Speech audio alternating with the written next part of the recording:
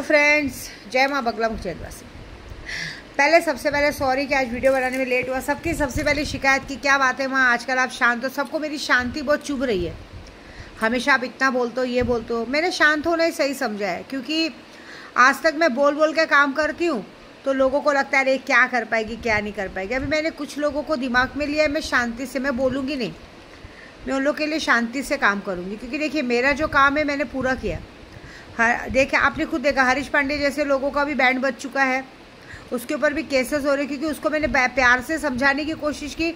उसने मुझे औरत समझ के मेरे साथ ही गलत करने को देखा, उसकी बैंड बजनी शुरू हो गई है। उसको कानूनी तरीके से जवाब चाहिए ना, अब कानूनी तरीके से उसका जवाब मिलेगा। बाकी कुछ औरतों को तो आज की तारीख में कहते हैं ना, बच्चेदानी सड़ गई है, बच्चेदानी में कैंसर हो गया है। जो भी जिन्होंने जो पाप किया उसकी सज़ा उसको मिल रही है। बाकी मुझे कुछ नहीं। सबसे बड़ी बात मैं आज खोलती हूँ, क्योंकि अब खाटू श्याम भी बाबा की भी दर्शन हो चुके हैं और मेरे कहते हैं ना मेहंदीपुर बालाजी के भी दर्शन हुए। आज मैं हनुमान जी मेहंदीपुर बालाजी के दर्शन करने गए थे। देखिए, मेरे यहाँ यात्रा पे आने का एक ही मकसद था सबसे बड़ा। मैं जगन्नाथपुरी की यात्रा श्राद्ध के बाद भी कर सकती थी, खाटू श्याम की यात्रा करके घर जा सकती थी, लेकिन गणपति का मौका था और हर साल गणपति के पे कुछ ना कुछ हमारे यहाँ पे गोराई में हमेशा कुछ ना कुछ होता है। कभी बहुत ज़बरदस्त मारे होगा, 307 का केस होगा। अभी कुछ लोगों ने कैसा है ना, टारगेट करके रखा था। मैं खुलेआम बोल रही हूँ, कुछ लोगों ने ये सोच के रखा था कि आज से गणपति के 11वें दिन, जब गणपति का 11वां दिन का विसर्जन होगा, तो बाकायदा मेरे पति की मौत का मतलब मर्डर करने का पूरी की पूरी षड्यंत्र रची गई थी। और षड्यंत्र रचने वाले भी बहुत खास लोग थे।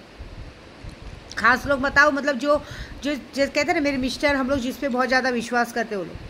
बीच में लोग ने मुझे मेरे बच्चों से भी दूर करने की कोशिश की, विनाश काले विपरीत बुद्धि वैसे किया।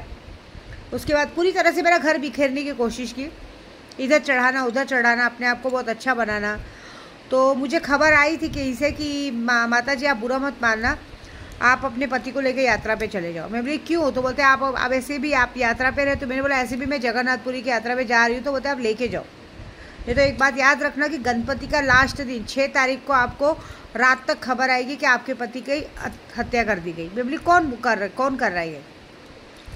बोले हम नाम ऐसे किसी का बता नहीं सकते क्योंकि आपको पता है वो लोग सब सीधे बन जाएंगे और आपके पति हैं कि आपकी बात कभी नहीं मानेंगे। उनके आँख पे तो एक काली पट्टी बंधी हुई है, वो हर एक इंसान को अच्छा समझते हैं। आपने आज तक उनको जिसके लिए भी आगाह किया, बाद में वो सारी शक्लें सामने आती है।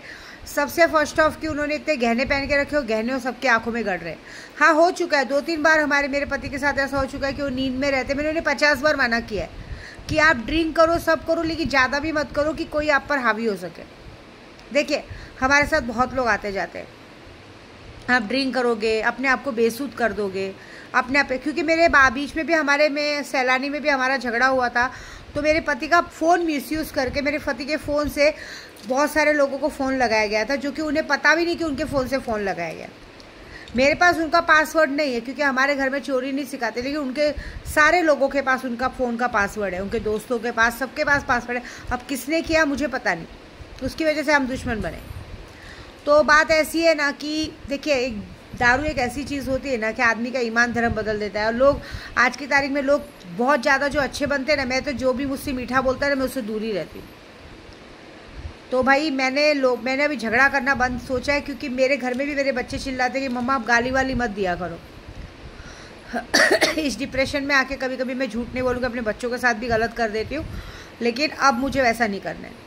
तो मैंने अभी यही सोचा कि भाई अगर ऐसा खतरा है, मुझे किसी ने कहा कि मैम अगर आप अपना सुहाग चाहती हैं तो आप अपने पति को लेके हट जाइए, क्योंकि उन्हीं के खास लोग उनका मर्डर कर देंगे। आप देख लीजिएगा, 6 तारीख को 11 दिन की गणपति में हर साल ऐसा होता है कि एक मर्डर होता है। अचानक से आपको खबर आएगी कि उनका मौत हो चुका। अभी देखिए, मैं एक हिंट दे दूँ ना, क्या है ना, जो सबसे पहले अपनी बुद्धि लगाते थे, है ना, हवा के झोंके के जैसा लोगों को उड़ाते थे, सही बात है ना, ये बहुत सारे ऐसे लोग, एक हिंट दे रही हूँ, ये लोग अपने आप को ना गुंडों की औलाद समझते हैं। बाहर से लोगों को बुला के मर्डर करवा के भगवा देना, ये लोग सिर्फ कमज़ोर लोगों पे हाथ उठा सकते हैं।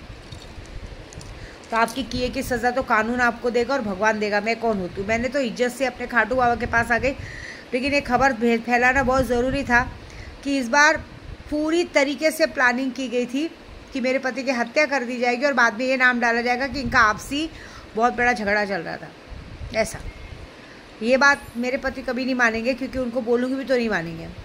उन्हें कैसा है ना, उन्हें सब पे बहुत ज़्यादा विश्वास है, मुझे छोड़ के बाकी उन्हें हर दुनिया पे अंधविश्वास है। कोई भी उन्हें प्यार से बोल देता है, प्यार से पुचकार देता है तो बस वो उसके हो जाते हैं। बाद में नहीं सोचेंगे कि मेरे लिए बुरा सोच रहा था, क्या सोच रहा था।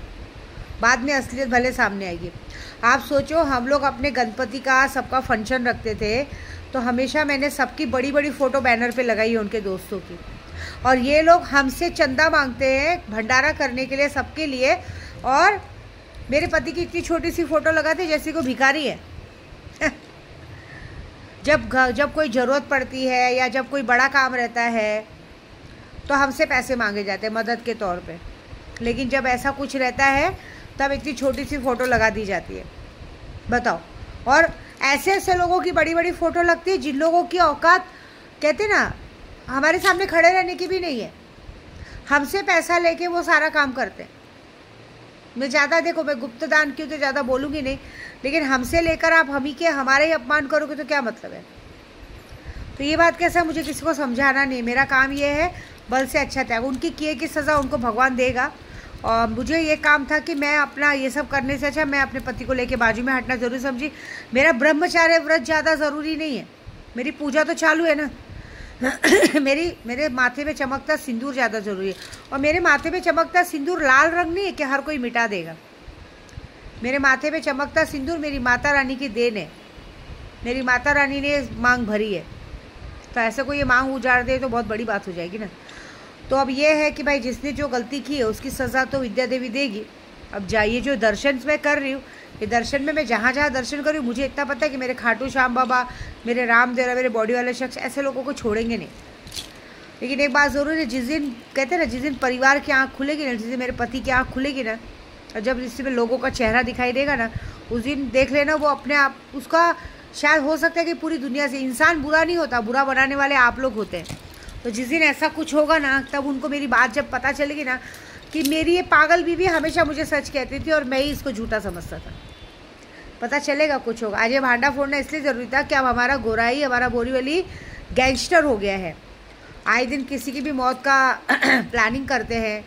मलाड जैसे जगहों से गुंडे बुलाए जाते हैं और प्लानिंग की जाती है, दोस्ती यारी की आड़ में लोगों की मर्डर की साजिश रची जाती है। ऐसी बात है।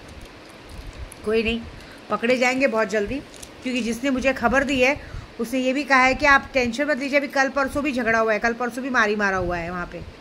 तो उसने कहा है कि मैम आप ये जो रैकेट चल रहा है, ये रैकेट का पर्दाफाश होने वाला है, क्योंकि आए दिन चोरी चकारी हुई है। चोरी चकारी में भी उन लोग का नाम खुला है, बहुत जगह चोरी चकारी में नाम खुला है, बहुत सारी चीज़ों पे नाम खुला है, औरतों को छेड़ने का काम खुला है, फिर बहुत सारी औरतों को अपने प्यार के जाल में फंसा के उनसे पैसे हटने का नाम खुला है। बहुत सारी चीज़ें हुई है, वो खुलने वाली, सब जेल जाने वाले, टेंशन नहीं, फिर बताऊंगी मैं, वो तो होने ही वाला है, कानून भाषा में समझ में आएगा, ठीक है। लेकिन ये है कि मैं अगर कोई चीज़ कर रही हूँ, तो अगर मैं इतनी भाग दौड़ कर रही हूँ, तो मेरे परिवार की, मेरे बच्चों की, मेरे पति की देख रेख करने के लिए मेरे खाटू श्याम बाबा बैठे, मेरे सावरिया सेठ बैठे, मेरी माता रानी बैठी है, मेरे रामदेव बाबा बैठे हैं, मेरे बजरंग बली बैठे हैं, जिनको मैं गदा चढ़ाने आई हूँ। ऐसा बस देखते हैं क्या होता है, ठीक है। ज़्यादा नहीं बोलूँगी, क्योंकि अब मैंने बोलना बंद कर दिया है। मेरी चुप्पी, अगर मैंने कहा था एक बार, याद है आपको, अगर मैं किसी के लिए बोलती हूँ, करती हूँ, तो शायद मैं उसके लिए इतना पूजा पाठ नहीं करूँगी, लेकिन अगर मैं चुप हूँ तो समझ लो कि सामने वाले के लिए बहुत बड़ा कार्यक्रम चालू है, ठीक है। जय माता दी।